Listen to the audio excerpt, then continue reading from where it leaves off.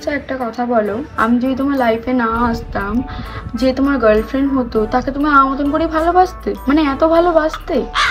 আচ্ছা ধরো, যদি তোমাকে এরকম বলা হয় তোমার সব বন্ধুরা একটা দিকে আর আমি একটা দিকে, আর তুমি যে কোনো একজনকেই বাঁচাতে পারবে, তাহলে তুমি কাকে বাঁচাবে? আচ্ছা তোমাকে যদি গেম আর আমার মধ্যে চুজ করতে হয় তাহলে তুমি কাকে চুজ করবে? আচ্ছা আমাকে যেমন করে ট্রিট করো, তুমি তোমার এক্সকে ওরকম করে ট্রিট করতে এত ভালোভাবে? আচ্ছা আমার কোনটাই বেশি ভালো লাগে, শাড়ি, জিন্স টপ, চুড়িদার নাকি ওয়ান পিস?